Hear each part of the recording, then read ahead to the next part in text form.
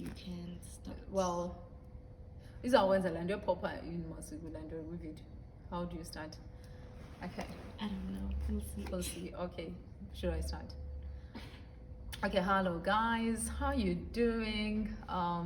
Ayanda Lande back again, the managing director of a company called Placer. As promised, I'll be coming back to you, giving you some of my experiences and advices that I believe could be very beneficial to some of you out there.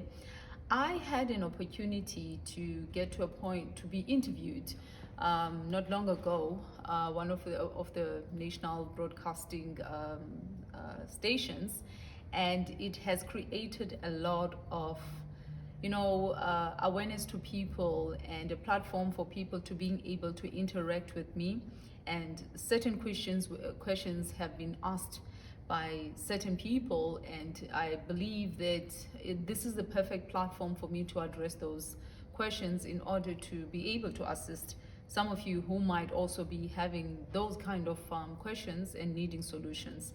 And the number one that I was asked is, how do I start a business?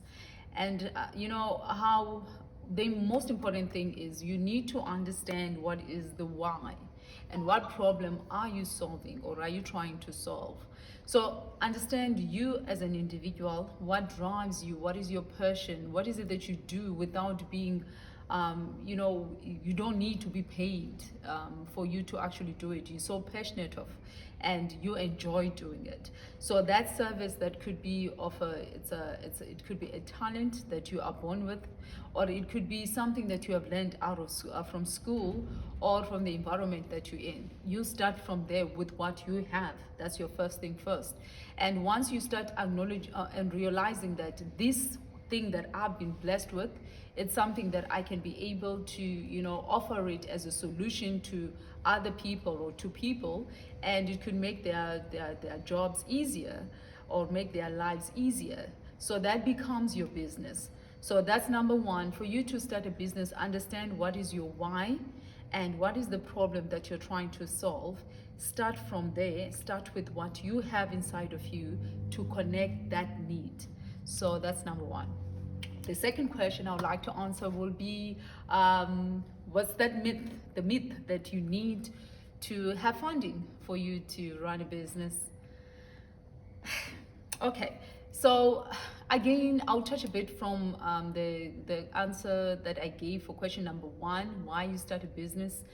When you already have this skill or this talent inside of you, and you're doing it, when you're doing it, that's not the first what you call the first outcome is for you to get paid, but it satisfies you when you're seeing someone being helped by the service that you're offering. So for me, when you've already managed to identify that what is this solution that I'm providing to my community, to my world, it doesn't really need for you to get to a point of thinking what is the solution you're providing for you to have funding. The mere fact, or the minute we start having to be blocked or to be stagnant on thinking that I need funding for me to open a business, you are limiting your chances, and you are literally stopping your thinking process and your creativity to come up with ideas on what is it that I can do with what I have.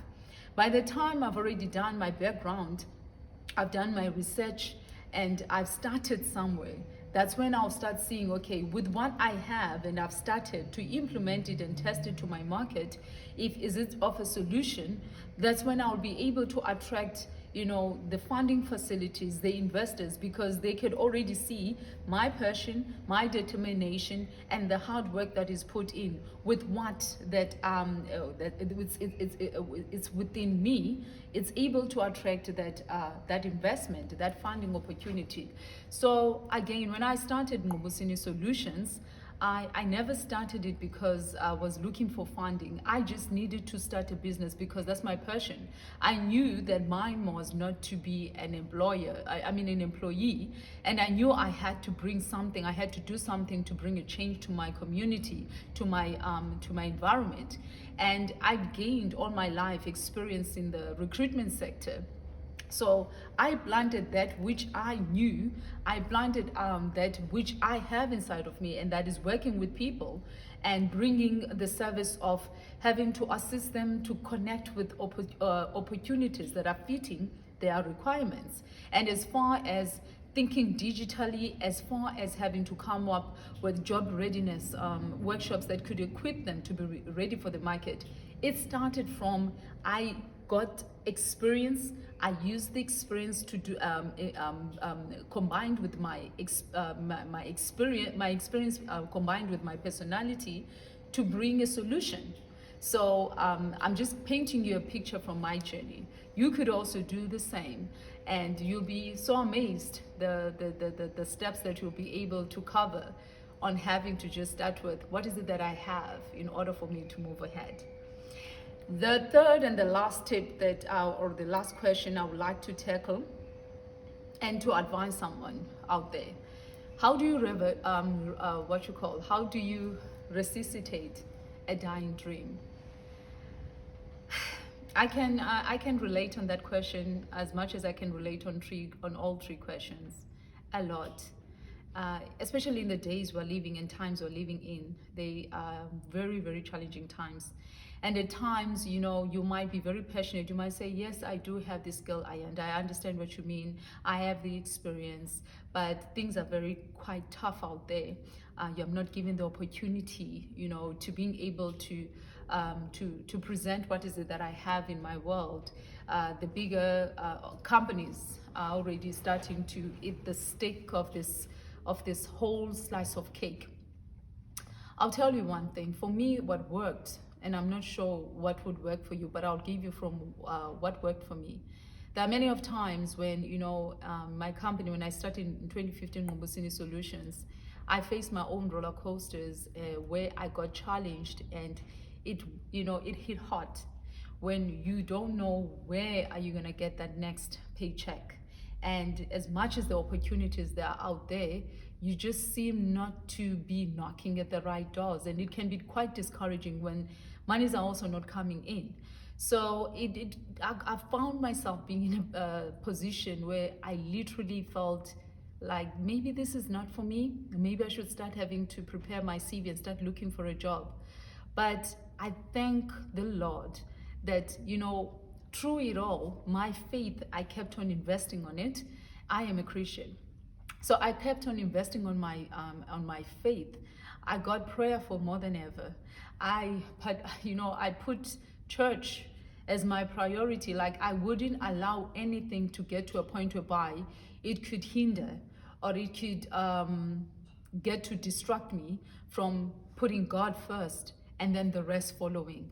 So in all that was happening, whether I would lose on contracts, monies are not coming in, I'm not getting paid, and no opportunities are coming my way, that was one thing I told myself that I'm going to be consistent with, that I will keep my gaze and fixated in the Lord.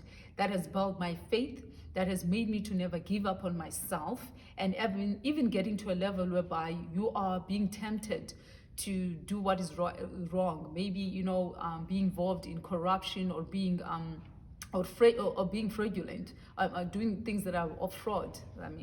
So that has helped me a lot, and that's an advice I can give to somebody else. The Bible says faith is a substance of things that we hope for. I never gave up on my dream. I always knew, regardless of whatever, whether today I do not have a cent in my bank account or in my wallet, but I'm looking ahead, that this is temporarily, it's not permanent.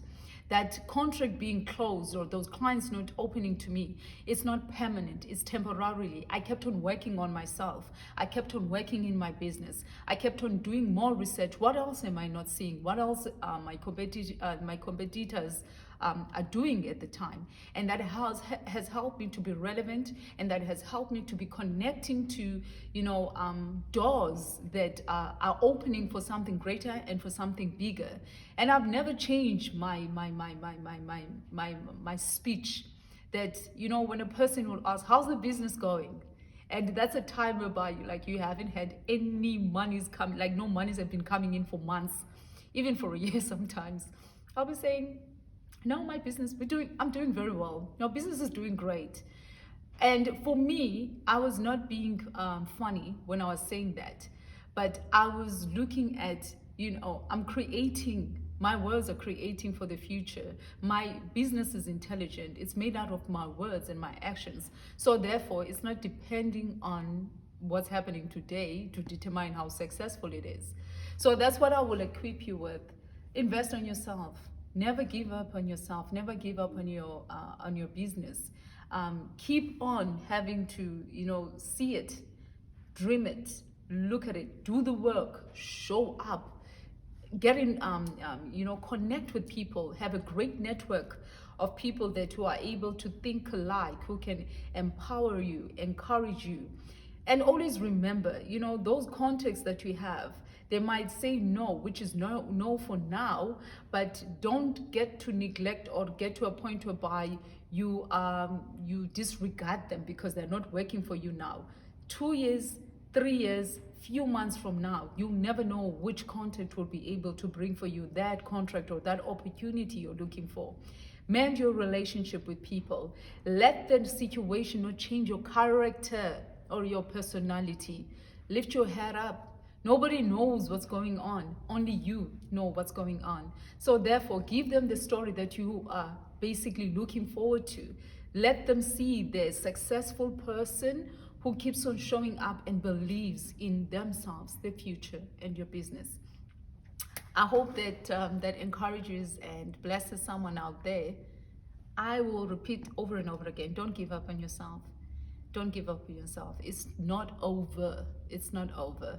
I'll chat to you guys soon and tell you maybe of other, important areas I believe that could equip you, encourage you, and thank you. I'll chat to you soon.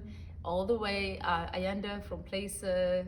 Keep on just following us on our pages. We are live on Mondays, or we are posting on Mondays, on Wednesdays, on Friday. And many more things, or a lot of things are coming up that are quite fascinating and exciting just for you. Take care. Bye.